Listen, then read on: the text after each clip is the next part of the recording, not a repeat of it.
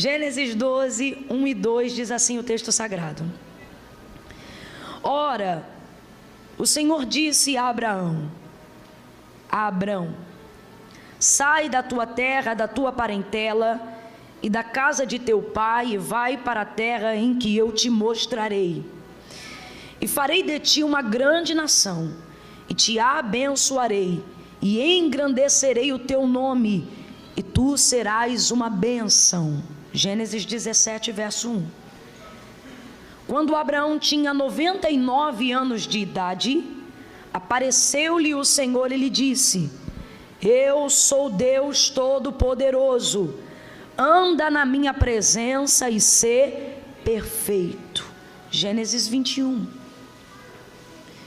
E o Senhor visitou a Sara, como tinha dito, e lhe fez como havia prometido. E Sara concebeu e deu a Abraão um filho na sua velhice, ao tempo determinado de que Deus lhe falara. Somente até aqui você diz amém. Amém. Glória a Deus, glória a Deus. Aleluia. Oh, aleluia. Eu vou contar de 1 a 3. Quando eu disser 3, você vai virar em direção à pessoa que está ao seu lado e vai liberar para ela a palavra que vai determinar o rumo profético daquilo que o Senhor nos confiou para essa noite. Se você é daqueles que compartilha a carinha do meme virando o olho, porque diz: eu não aguento esse negócio de vira para o seu irmão, você vigia, tá? Porque a palavra de Deus precisa ser ensinada. O ensino é pedagógico e o pedagógico é didático, e toda didática é repetitiva para que não seja esquecida. Você não veio aqui fazer uma social, você veio aqui porque você é um instrumento vivo e poderoso, e pode ser usado por Deus de maneira poderosa.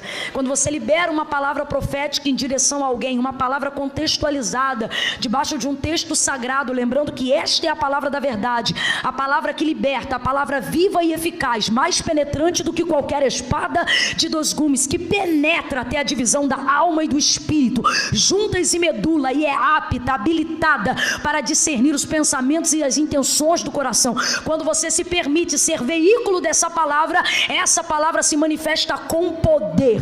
Tudo aquilo que existe, tudo aquilo que há, foi criado pelo poder da palavra de Deus. Nós precisamos entender que a palavra de Deus, para ter poder, não precisa do uso da fé. Irmã Camila, então por que eu tenho fé? Eu tenho fé porque eu preciso de fé para receber a manifestação da palavra de Deus. Por que eu estou falando isso? Porque às vezes a gente encara como se fosse qualquer coisa, quando a gente libera a palavra, quando a gente responde a alguém, quando a gente entrega uma palavra a alguém. E não pode ser assim. A palavra de Deus é poderosa, a palavra de Deus é viva. Quando o Senhor, no livro do Gênesis, capítulo de número 1, ele vai dizer assim: e disse Deus, haja luz. Quem foi que disse eu creio? Quem foi que disse amém? Quem foi que disse assim seja? Os anjos concordaram e disseram tá ligado? Não. Quando ele liberou a palavra e ele disse haja luz, o texto diz que houve luz. Então veja, a palavra de Deus é poderosa em si. E para que é a fé? A fé é para que eu receba a manifestação desse poder. Por isso o autor da carta aos Hebreus, ele vai dizer: é necessário que todo aquele que se aproxima de Deus creia que Ele existe. Deus só existe para quem crê? Não. Deus existe para quem crê, e quem não crê, Deus continua existindo. Porém, a fé que a gente tem em Deus nos habilita a receber o restante do versículo, que diz assim: é necessário que todo aquele que se aproxima de Deus creia que Ele existe e que Ele é galardoador daqueles que o buscam. Então a fé é para que nós venhamos receber a manifestação da palavra de Deus, que já é poderosa. Irmã Camila, o que você está querendo dizer? Eu estou querendo dizer que se você crê, você recebe aquilo que já existe, aquilo que está sobre nós. E se você não crê, você está desperdiçando a oportunidade de receber o que já está sobre a nossa vida.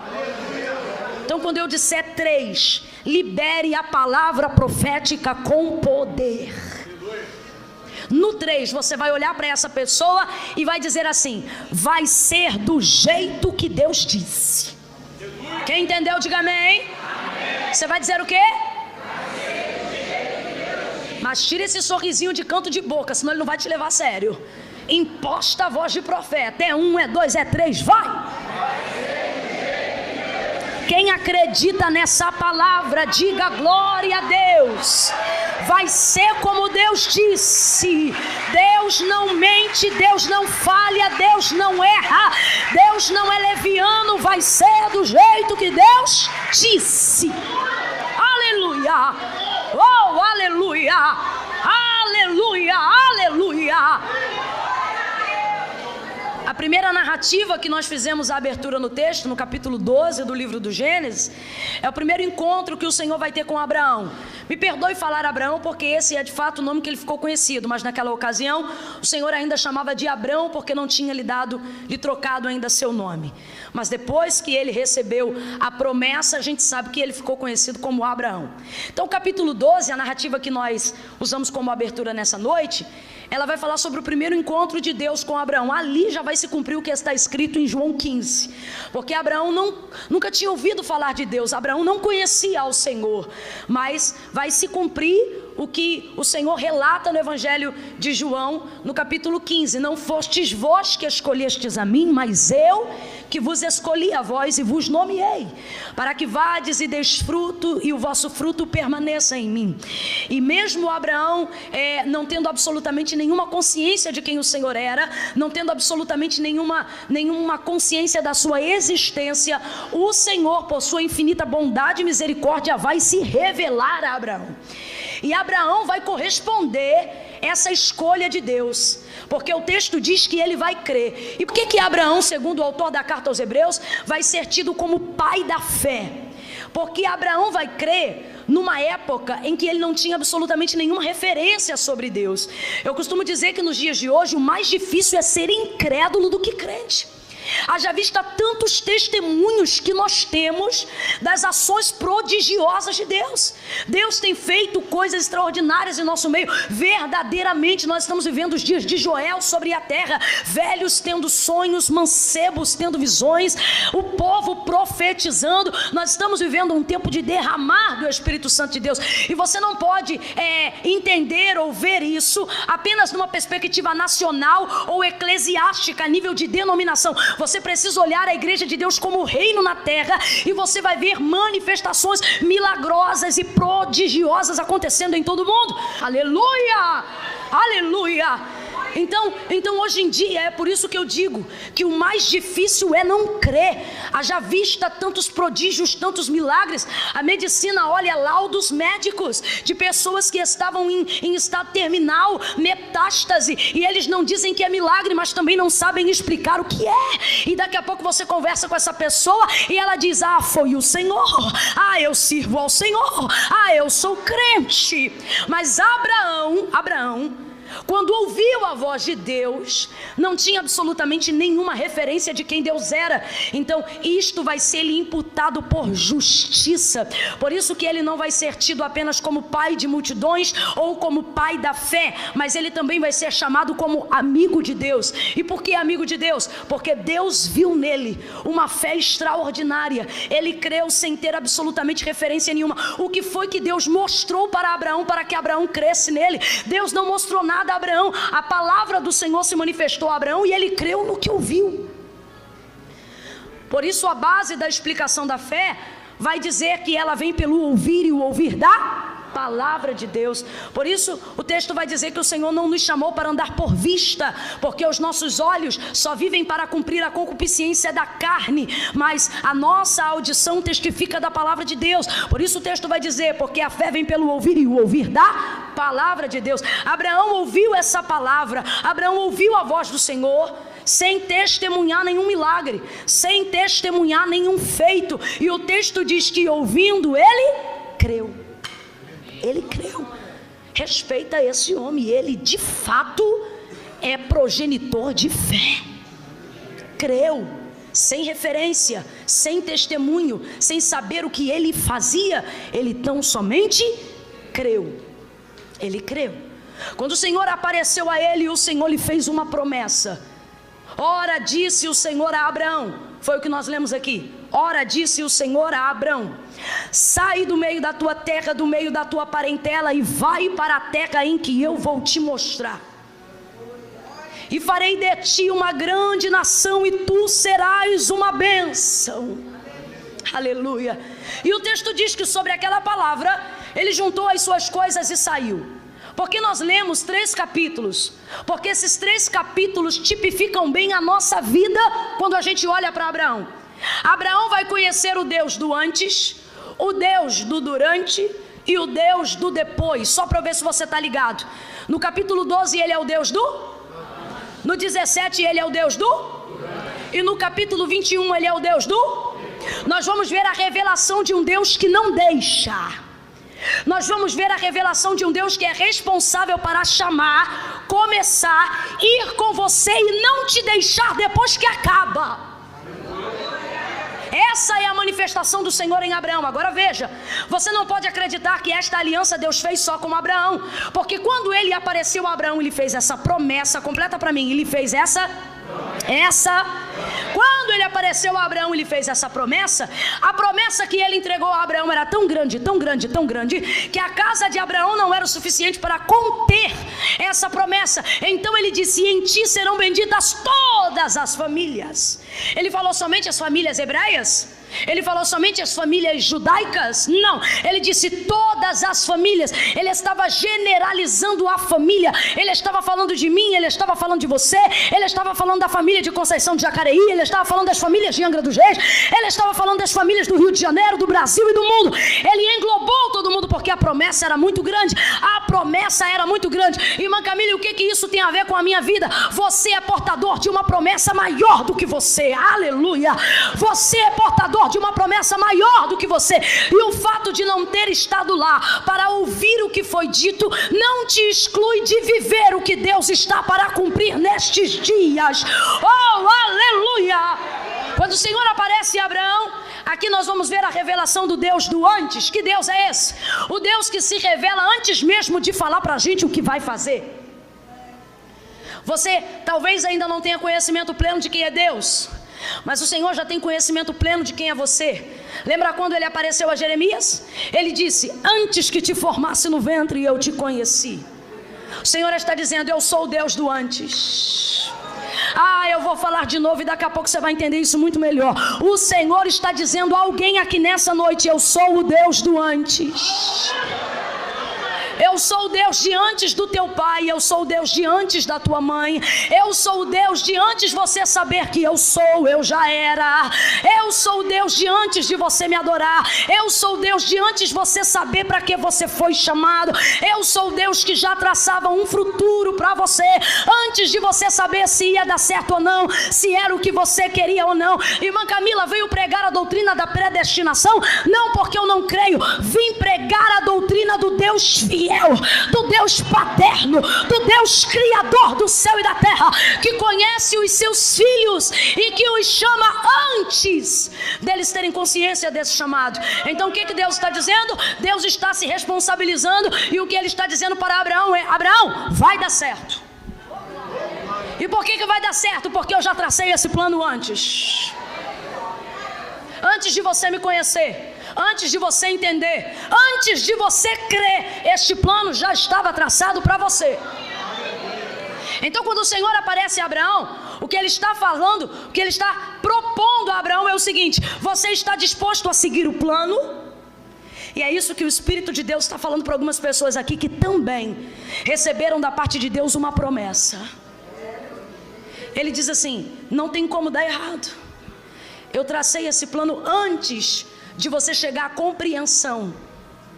Agora, eu preciso saber se você está disposto, se você está disposta a seguir o plano.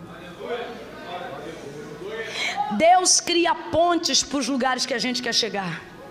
Deus é o dono dos métodos para realizar coisas que a gente quer fazer, mas não sabe como. Só que para isso Ele está nos dizendo: você está disposto a seguir o plano? Seguir o plano aqui significa você está disposto a obedecer. Deus não pediu a Abraão um carro, Deus não pediu a Abraão uma casa, Deus não pediu a Abraão nenhuma oferta de sacrifício até então. Tudo que o Senhor havia pedido a Abraão desde o dia em que chamou, para que ele fosse bendito em todas as nações, para que todas as nações e famílias fossem benditas por causa da bênção de Deus sobre a vida dele. Tudo que Deus estava exigindo de Abraão era apenas uma coisa: obediência. Obediência. A primeira palavra de Deus em direção a Abraão foi uma palavra de ordem. Completa para mim, uma palavra de ordem. Por que Deus faz isso? Porque Deus não vai te confiar uma palavra de bênção se Ele vê que você não tem capacidade de obedecer. Deus não disse: farei de ti uma grande nação. Deus disse: sai da tua terra. Deus não disse: vou eu te dar vitória. Deus disse: sai do meio da tua parentela. A primeira palavra de Deus em direção a Abraão foi uma palavra de ordem. Por quê? Deus vai avaliar a nossa capacidade de obediência para saber se nós temos condições de receber aquilo que Ele quer nos dar. Então, primeiro a ordenança: sai, sai e vai. São as 3 palavras de ordem do versículo que nós lemos: sai, sai e vai. E por que eu vou fazer isso? Aí ele diz assim: mostrar-te-ei. Ele disse onde era? Ele falou aonde era? Ele disse: eu só vou revelar se você sair, for e caminhar. O que ele está dizendo é: o que eu tenho para revelar na sua vida, você só vai descobrir enquanto caminha. E você só vai ter força para caminhar em direção ao destino que eu estou dando se você tiver capacidade de me obedecer. Deus trouxe alguém aqui para dizer: ei, o problema não é maldição hereditária, o problema não é cadeia antiga, o problema não é trauma, não é porque sua avó fez roncó, porque o seu tio era bruxo, porque o outro era satanista. Aí, irmã Camila, mas o mundo espiritual não funciona assim. Eu sei como é que o mundo espiritual funciona, mas Jesus veio para desfazer as obras do diabo. E segunda coisa, a palavra de Deus orienta acerca de todas as maldições e entravamentos que nós conhecemos. A Bíblia diz que a maldição sem causa não encontra lugar de repouso na nossa vida. Irmã Camila, então o que é que está acontecendo? O Senhor está dizendo: ei, o problema é que você quer me trazer uma série de sacrifícios para chegar ao lugar em que eu coloquei. Agora veja, Davi vivia no tempo da lei. Davi ofertava holocaustos diante do Senhor. Ele queimava boi, ele queimava ovelhas, ele queimava vacas, ele queimava vísceras de carneiro. Mas quando ele pecou e caiu e compôs o Salmo de número 51, ele viu que a presença de Deus não voltava para a sua vida. Ele viu que a presença de Deus não voltava para a sua casa. Aí ele vai colocar-se diante do Senhor e vai compor um outro salmo. E este é o salmo da sinceridade. Ele diz assim: tu não te comprases em sacrifícios. Eu estou falando de alguém que nasceu no tempo da lei, de alguém que para pedir perdão de pecado tinha que levar 2 bodes para o altar. Este vai abrir a boca e vai dizer assim: tu não te comprases em sacrifícios, porque se tu te comprasses em sacrifícios, holocaustos eu te daria. Só que ele já deu e não teve resultado. Aí ele diz assim: mas os corações quebrantados e o espírito reto, esses eu sei que são louvor e adoração ao teu nome. Sabe o que é que ele está dizendo? Senhor, eu sacrifiquei até aqui, mas o meu espírito não foi coerente com a minha oferta. Então agora eu quero me quebrantar diante de ti. Recebe o meu espírito, recebe o meu quebrantamento. Por quê, irmã Camila? Porque com o passar do tempo é tanta campanha gospel, é tanta simpatia gospel, é tanto urubuzada gospel, que a gente começa a colocar isso em prioridade, achando que o nosso relacionamento com Deus tem que estar baseado nas ofertas que a gente entrega, tem que estar baseado nas campanhas que a gente faz. Quantos jejum para botar Deus na parede? Teu jejum não bota Deus na parede. Teu jejum te capacita a esperar, mas não obriga Deus a fazer uma coisa que não está no tempo dele fazer. Quantas vezes o nosso comportamento com Deus é um comportamento de barganha? Porque a teologia triunfalista do século 21 está nos instruindo a adorar a Deus nessa maneira. Oferta e sacrifício, é cabelo crescido, é barba comprida. Irmã Camila, você é contra os votos? De maneira nenhuma, mas voto nenhum vai substituir um comportamento de obediência. O Senhor está dizendo: primeiro me dá a tua obediência, depois você me apresenta os teus votos. Primeiro me dá a tua obediência, depois você deixa a barba crescer. Primeiro me dá a tua obediência, depois você bota a gravata. Primeiro me dá a tua obediência, depois você usa a saia comprida. Primeiro me dá a tua obediência, depois você deixa o cabelo crescer. Eu não quero oferta incoerente. Nós estamos para viver um tempo do cumprimento das grandiosíssimas promessas de Deus. Eu falei grandes, eu falei o quê? Eu falei o quê? Deus não nos chamou para ser medíocres, para ser cristãos medianos. Deus nos chamou para ser referência nessa terra. E por que nós não estamos vivendo? Porque estamos substituindo o nosso relacionamento com Deus por sacrifícios. Obediência, qual é a palavra? Vem com força, qual é a palavra? Obediência. Quando Deus chamou Abraão, não lhe pediu nada, só lhe exigiu uma coisa, o quê? Obediência. Só que é mais fácil botar galho de arruda atrás da orelha, é mais fácil jogar sal grosso por trás das costas, é mais fácil ter vassoura de fogo, rosa ungida, meia do milagre.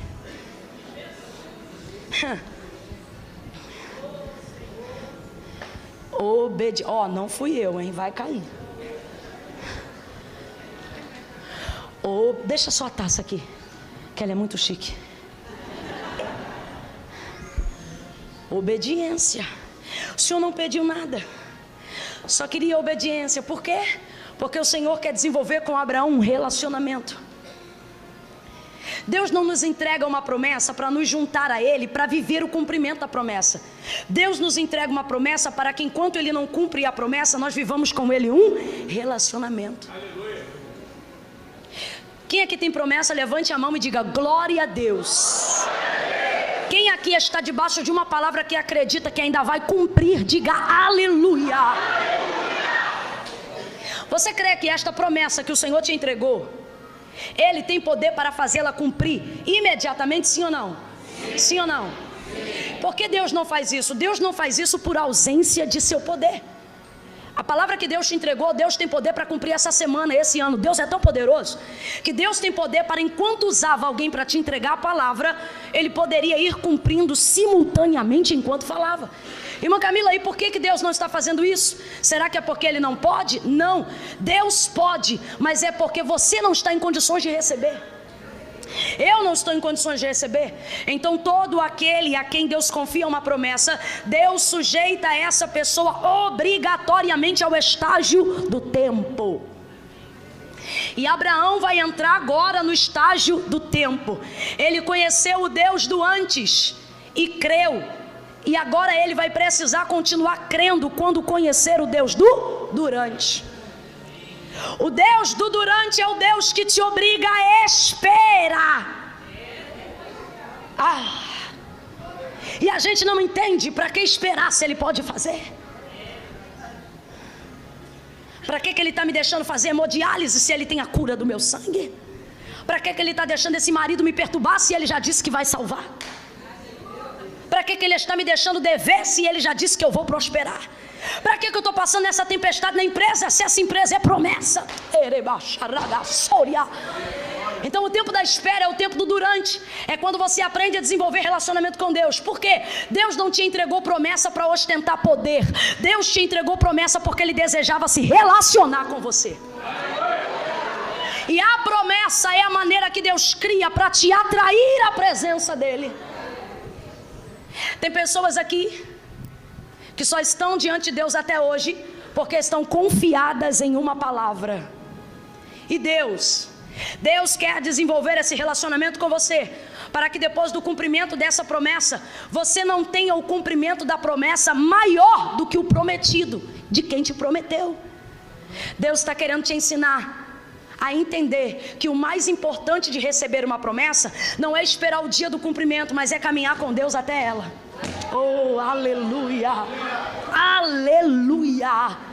E quem já passou aqui pelo deserto, quem está na prova, quem está na luta, sabe do que eu estou falando. Chega uma hora que a gente até espera o cumprimento da promessa, mas o que é significativo não é ver o cumprimento da promessa, mas é saber que o Senhor está caminhando conosco até lá. Quantas vezes a gente entrou na casa de Deus, irmãos, desesperados, aflitos. Daqui a pouco alguém canta um hino, a gente sente a presença de Deus abraçando a gente, e daqui a pouco a gente esquece do problema, e já a prioridade não é o que Deus falou, mas é saber que Deus está com a gente mesmo quando ainda não cumpriu. Sim ou não? Sim ou não? Então veja, o Senhor quer a obediência. Porque a obediência vai ensinar Abraão a esperar. A esperar. Você não está, escute, você não está estacionado no processo do tempo porque Deus não tem poder.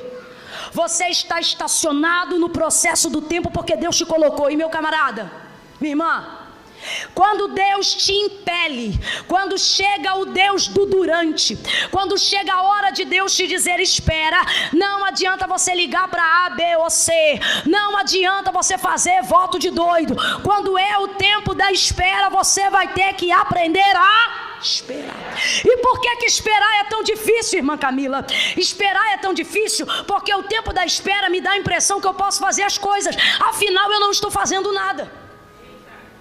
Então você usa o tempo da espera para fazer coisas, porque você não entende que o tempo da espera é Deus te impelindo, é Deus te obrigando a não fazer. E quando a gente sabe que tem um lugar para chegar, quando a gente sabe que tem um pódio, quando a gente sabe que tem alguma coisa para conquistar, a gente não quer ficar parado, a gente quer fazer. A gente quer ligar, a gente quer resolver, a gente quer pagar, a gente quer falar, a gente quer pregar, a gente quer cantar. A gente quer ir. Só que se você está no tempo do durante, Deus está dizendo, espera. E se você tentar fazer alguma coisa no tempo da espera, você vai errar. Abraão está no tempo da espera, Sara está com ele no tempo da espera, mas Sara não vai aguentar esperar. Então ela vai ter uma ideia, e ela vai ter a ideia de colocar Agar, a sua serva, na cama de Abraão, pensando: Abraão, deita-te com ela, e dela nascerá o filho que o Senhor nos prometeu. E Abraão acata a ideia, e Agar engravida, e desde então uma confusão entra dentro da casa da promessa, uma confusão entra dentro da casa de Abraão. Tudo por quê? Porque no tempo de não fazer nada, Sara decidiu ter ideias. Tudo por quê? Porque no tempo de não fazer nada, Sara decidiu tomar decisões. No tempo da espera você não se muda, no tempo da espera você não compra carro, no tempo da espera você não decide, no tempo da espera você não casa, no tempo da espera você não faz nada. E por que esperar é tão difícil? Porque eu tenho tempo para fazer, mas Deus está dizendo que eu não devo fazer. Quem vai fazer é o Senhor. Quem vai fazer é o? Quem vai fazer é o? Quem vai salvar o seu marido é o Senhor. Quem vai salvar a sua esposa é o Senhor. Quem vai levantar a sua casa é o Senhor. Quem vai dar forma ao seu ministério é o Senhor. Quem vai delegar uma função para a sua vida é o Senhor.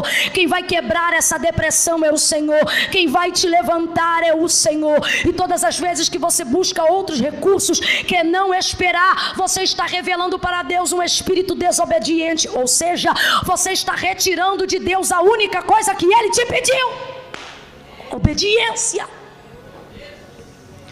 Aí o Senhor vai aparecer para Abraão depois dele ter deitado com Agar, capítulo 17, e ele vai dizer a ela, ele vai dizer a ele: Abraão, eu sou Deus Todo-Poderoso.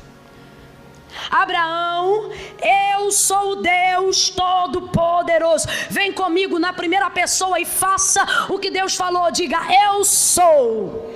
O que foi que Deus disse? Vem com vontade. O que foi que Deus disse?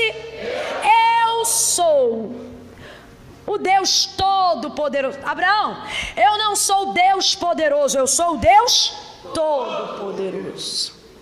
O tempo da espera vai te tentar com incredulidade. Quantos de nós nessa noite está sendo tentado pela incredulidade? Será que foi Deus mesmo que falou? Será que aquele profeta estava na carne? Será que esse negócio de servir a Deus é coisa mesmo? Ou eu estou movido pela emoção? Será que eu estou lá porque o Espírito de Deus me chamou? Ou porque eu tenho uma carência afetiva e aí eu estou entrando na onda desses crentes? Rapaz, a incredulidade é terrível. Ela chega ao ponto de entrar na consciência da sua mente para dizer: será que Deus existe ou foi uma ideia criada das suas emoções? Será que você está servindo a um Deus real ou você está entrando numa história que está sendo contada há mais de 2000 anos? Não tome atitudes no tempo da espera, porque no tempo da espera você está sendo tentado pela incredulidade. Você só vai ter ideias erradas, você só vai tomar decisões equivocadas. Quando Deus te disser espera, não faça nada, somente espera. Você precisa entender que esperar não é não fazer nada. Esperar é esperar. Não fazer nada é outra coisa. Passe 4 horas da manhã e veja um trabalhador no ponto de ônibus esperando. Se você olhar, vai dar a impressão que ele não está fazendo nada. Chame ele de vagabundo para ver se ele não te taca um troço. Por quê? Porque esperar não é não fazer nada. Ele só está parado, mas ele está esperando o ônibus passar, esperando a van passar, esperando a Kombi passar, esperando a hora dar para ele poder ir para o trabalho, esperando. Mas Abraão não conseguiu esperar. E o Deus do durante vai se revelar a ele e vai dizer: Abraão, eu sou o Deus Todo-Poderoso. Sabe o que ele está dizendo? Eu não pedi para você fazer nada, eu só pedi para você esperar. Mas ele não conseguiu esperar, desobedeceu, deitou-se com Agar. E então o Senhor vai lhe dizer: eu sou Deus Todo-Poderoso, anda na minha presença e ser perfeito. Pode um homem ser perfeito? Não. Pecamos e destituídos fomos da glória de Deus. Jesus vai dizer: todo homem peca, e quem diz que não peca, pecou porque mente. Então como é que agora Deus está dizendo para Abraão ser perfeito? Será então que o Senhor agora vai pedir a Abraão algo que ele não pode oferecer? Claro que não, Deus não é incoerente. O que é que Deus está fazendo? Deus está falando sobre a integridade de Abraão. O que ele está dizendo é: Abraão, anda na minha presença e faz o que a gente combinou. Meu Jesus amado, segure a mão de alguém aí agora, vai. Segure com autoridade, não deixa frouxo não. Segura firme para ela perceber que sentou do lado de uma pessoa que tem propósito com Deus. Dá um apertãozinho, porque se ela estiver cheia, vai vazar glória. Isso. No 3, você vai olhar para ele, vai olhar para ela e vai dizer para essa pessoa: faz o que Deus combinou. Vamos lá? 1, 2, 3, vai. Sacode ele para ver se ele acorda. Sacode ela para ela entender e diga: faz o que Deus combinou. Faz o que Deus combinou. Não te desvia nem para a direita nem para a esquerda. Faz o que Deus combinou.